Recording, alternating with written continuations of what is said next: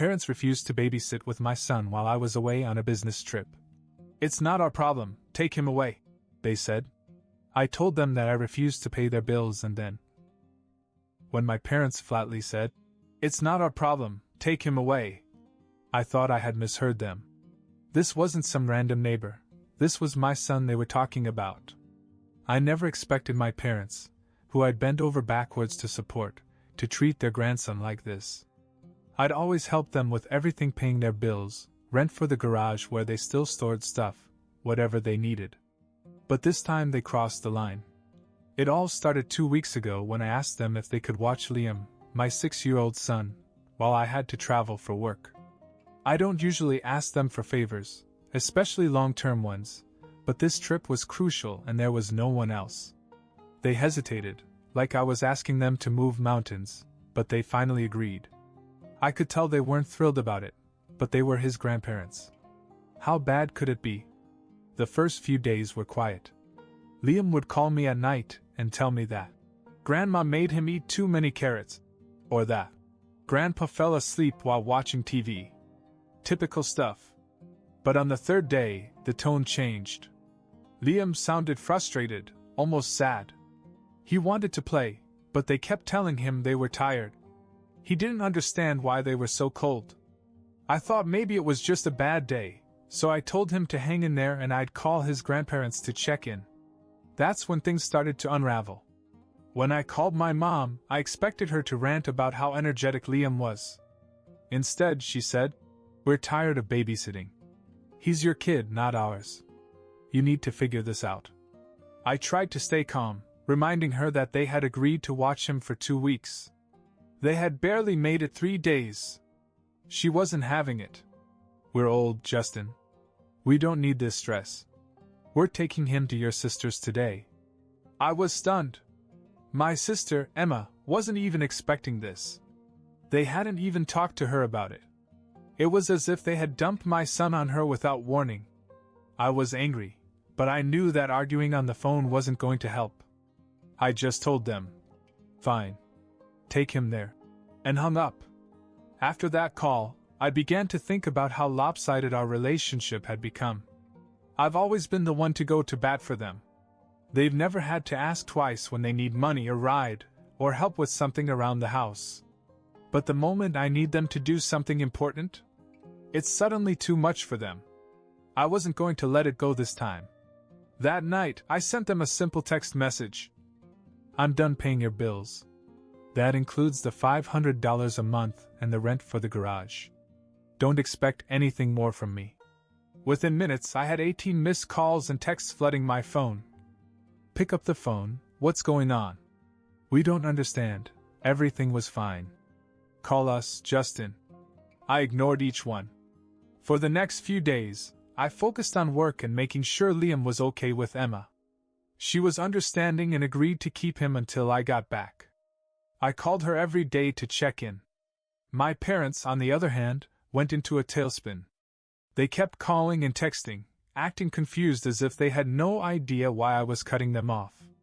Little did they know that this was just the beginning. The next day, I woke up to more missed calls and messages from my parents. I scrolled through the texts half-heartedly, expecting more guilt, but one caught my eye. "Justin, if you don't answer, we're going to have to do something drastic. We need to talk." Something drastic? What did that mean? I rolled my eyes, thinking it was just more manipulation. I was done with her games. Instead of answering, I called Emma to check on Liam. "He's fine," Emma said. "He was building a fort in the living room when I left for work." "But listen, Justin, Mom and Dad showed up unannounced this morning." "What? Why?" I asked, tensing up. "They didn't say much. They just kept asking me what was wrong with you." Dad acted like they were the victims of some big misunderstanding. Of course they were. I muttered. They love playing that role. "Yeah, but here's the weird part," Emma continued. "They brought a bunch of stuff. Old boxes, tools, like they were planning on staying here for a while. Mom casually mentioned something about needing space to figure things out. That threw me off. You're kidding. They're moving in with you. Emma let out a sharp laugh. Oh, hell no. I told them they weren't staying here. They got mad, but eventually they left. I thought you should know. Something feels wrong. Great. Now they were escalating things. I had no idea what their endgame was, but I wasn't about to get dragged into their drama. I went about my day, keeping my phone on silent. But later that afternoon, I got a call from a number I didn't recognize. It was a lawyer's office. Mr. Justin Harrison? The voice asked. I'm contacting you on behalf of your parents regarding a financial arrangement they're concerned about. They claim they are financially dependent on you and would like to negotiate terms. I almost laughed. Wait, are you telling me that my parents have contacted a lawyer to force me to continue paying their bills? There was a pause. I'm just relaying the information, sir. I suggest you discuss this with them directly. I hung up without another word, my mind racing. I couldn't believe it had come to this. Were they seriously trying to make a legal case out of me cutting them off? And for what? Because I wouldn't babysit their feelings anymore. It was surreal. I decided to confront them directly. I called my dad and didn't bother with pleasantries. I just got a call from a lawyer. Would you like to explain? His tone was casual, as if nothing was wrong. Oh, that? We just thought maybe if we talked to someone you'd come to your senses. You're being unreasonable, Justin. You've always helped us. Why stop now? Unreasonable? I shot back. You're trying to blackmail your own son because you didn't want to look after your grandson for 2 weeks. Do you hear how crazy that sounds? We're not blackmailing you, he said defensively. But we're struggling here. You've been paying these bills for years. We depend on it. Maybe you should have thought about that before you decided to ditch Liam and dump him on Emma without even asking her. I said, I'm done. I'm not paying for anything anymore. You can't just cut us off like that. He argued. We're your parents. Exactly. You're my parents, not my responsibility, I said before hanging up. Later that evening, Emma called again, sounding more amused than upset. You're not going to believe this. Mom and Dad came back to my house. They were standing on my porch with lawn chairs when I got home and said they wouldn't leave until I called them. I told them to go back to their apartment, but you know how stubborn they are. I shook my head, annoyed but somehow impressed by their determination. Wow. They're really pulling out all the stops. Oh, it gets better, she said. I told them you could call them back when they stopped acting crazy. They finally left, but not before threatening to cut me out of the will. You'd think they were billionaires the way they acted. We both laughed, but deep down I was getting tired of the theatrics. The situation had spiraled far beyond anything I'd expected. Still, I wasn't going to back down. Emma and I decided it was time to flip the script. If they wanted to play games, we could play games. What they didn't know was that we were about to give them a taste of their own medicine. I came home 10 days later and went straight to Emma's house to pick up Liam. He was thrilled to see me and jumped into my arms as soon as I walked through the door. Emma filled me in on the last few days, including my parents' bizarre antics, random visits, more guilt trips, and a dramatic claim that family bonds are being torn apart. Typical. They're desperate, she said as we sat in her kitchen. They even tried to play the sympathy card with me, talking about their failing health. Funny how their health only declines when their wallets do, I replied. We shared a knowing look. Emma had been through her share of battles with them, too. Most of the time they didn't take her seriously, probably because she wasn't supporting them financially like I was. But now that their cash flow had dried up, they were looking for any leverage they could find. After spending some time with Emma, I took Liam home. I wanted him to feel settled after all the chaos. He seemed fine, but I could tell he had picked up on some of the tension. Are Grandma and Grandpa mad at us? He asked from the back seat. I looked at him in the rearview mirror. They're just upset because I made a decision they didn't like. But don't worry about it. It's not your fault. He nodded quietly, but I could tell it was still on his mind. The next morning, the calls began again. I ignored them at first, But after the sixth one, I finally answered. Justin. My mother began, her voice overly sweet. We just want to talk. You can't keep shutting us out like this. What's there to talk about? I said.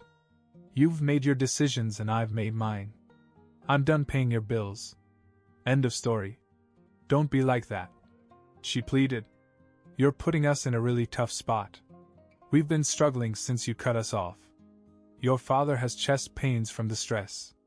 Really? Chest pains? I asked skeptically. Do you know what causes chest pains?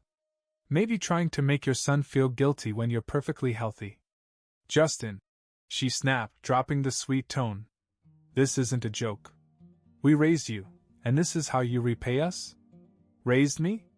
Emma and I practically raised ourselves. I said.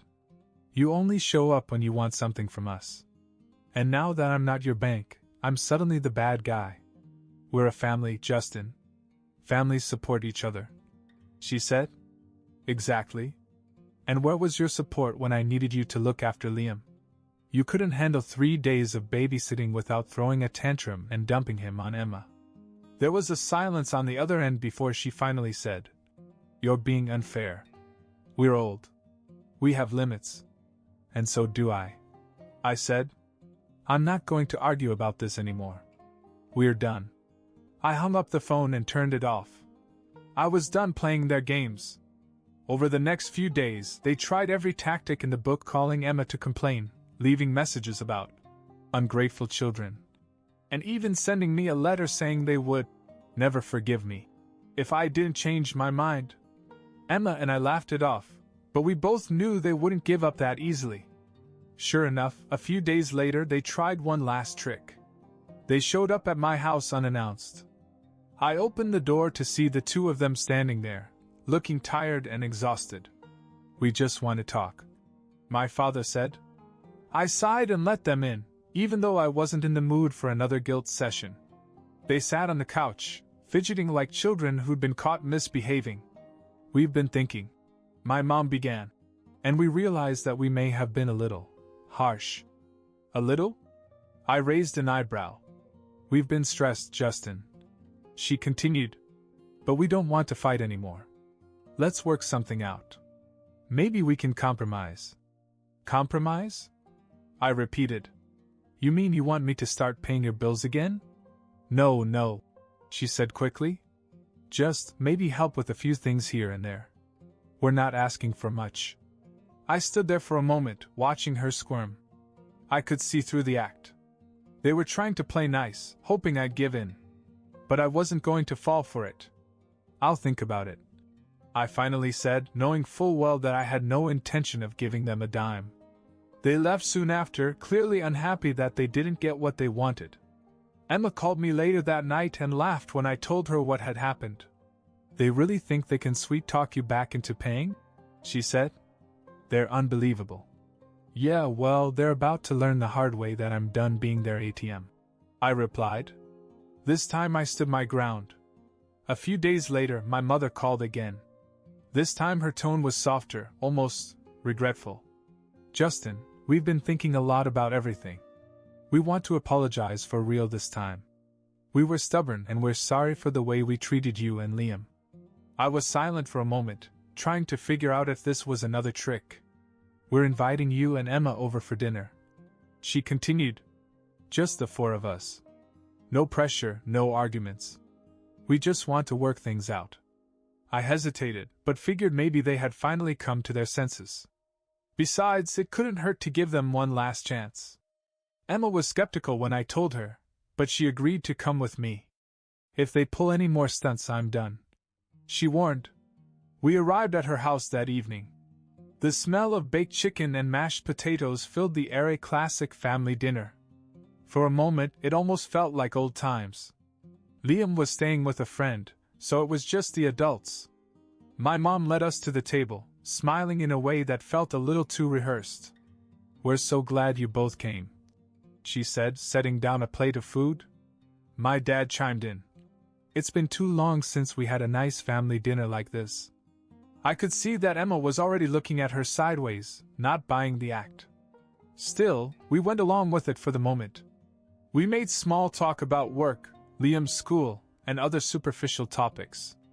For a while, everything seemed normal until it wasn't. Halfway through dinner, my dad cleared his throat. "So, Justin, we've been having some real trouble lately. Things are tight financially, and it's been hard to keep up with expenses since you, stopped helping out." I put down my fork, my appetite disappearing. Emma shot me a look that said, "Here we go." My mom quickly added, "We know we haven't handled things well before. But maybe we can find some middle ground. We're not asking for much. Just enough to get us back on our feet. Maybe you could pay the garage rent again?" I took a deep breath and tried to keep my cool. "Are you serious? You invited us here just to ask for money again?" No, my mother insisted, waving her hands. "We also wanted to apologize. But we need help, Justin. You know how hard this has been for us." Emma snapped before I could. "Oh, come on. You're not sorry. You just want to guilt us into paying your bills again. That's exactly why we didn't trust you in the first place." My dad scowled. "You don't understand, Emma. You've never been responsible for this family the way Justin has. He knows how important it is to keep things running smoothly." Emma leaned forward, her voice sharp. "Don't you dare pull that crap on me. Just because Justin helped you doesn't mean you get to use him like your personal bank. We're not kids anymore, and you don't get to manipulate us. You think you're better than us now?" My mother shot back. "We have sacrificed so much for both of you. And now you're turning your back on us?" I stood up and shook my head. "That's exactly why I'm done. You just see us as your meal ticket. We came here thinking you actually wanted to fix things, but all you care about is money." "Justin, wait dash." My dad started, but I cut him off. "No. We're done here." Emma stood up too and grabbed her coat. "You can keep pretending to be the victims, but we're not falling for it anymore." We both headed for the door, and I slammed it behind us. As we walked to the car, Emma let out a frustrated laugh. "Unbelievable. They really thought we'd just give in." "They always do," I said. "But not this time." For the first time in a long time, I felt like we were finally in control. They could try all the manipulation they wanted, but we weren't going to let them win. For a while after that dinner, things were eerily quiet. I thought maybe my parents had finally gotten the message. But of course that was too good to be true. About a week later, I received a message from my mother. It was long and rambling, full of passive-aggressive lines like, "Since you and Emma don't value family anymore, we have no choice but to make some hard decisions." She went on to say that they were considering cutting us both out of the will. They wanted to make it clear that if we didn't come to our senses, we would inherit nothing when they were gone. I couldn't help but laugh. It was so typical of them to think that money would make us crawl back. I called Emma to tell her, and she cracked up too. Wait, she said between laughs. "You mean the same? Well, that probably includes her collection of old furniture and Dad's broken tools?" "Oh no, what will we ever do without those riches?" "Exactly," I said. "It's all just more manipulation. They're running out of ways to control us. Let them write us out," she said. "It's not like they ever cared about us as people. They only care about what we can give them." After that, neither of us bothered to respond to her threats. For the next few weeks, they kept trying to reach out, sending texts like, "It's not too late to make things right," and "Family is forever." But when they realized we weren't biting, the messages finally stopped. And just like that, they gave up. No more calls, no more texts. It was weird at first, but honestly, it was a relief. I'd spent so much of my life tied to their expectations, constantly sacrificing my own needs to keep them happy. Now, for the first time, I was free to live my life on my own terms. After that, things started to look up. Work went well, and Liam seemed happier. Emma and I grew closer than ever, supporting each other without the burden of our parents. Then something unexpected happened. I met someone, Tessa. She was smart, down to earth, and kind in a way that felt refreshing after all the chaos I'd been through. We met at a mutual friend's party, and it didn't take long for us to hit it off. The best part? Liam adored her. He'd been nervous about me dating at first, but Tessa made him feel comfortable right away. She played board games with him, helped him with his homework, and even took him on little adventures to the park.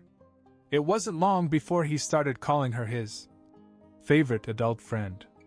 One night after dinner, Liam asked me, "Do you think Tessa could be my new mom someday?" At first, I didn't know how to answer. His biological mother had left our lives years ago. She had moved on, built a new life for herself, and barely kept in touch with Liam. I'd done my best to fill that void, but I knew he wanted more. "I don't know, buddy," I said gently. "But I think Tessa really cares for us. Let's just see what happens." He nodded, smiling as if that was enough for now.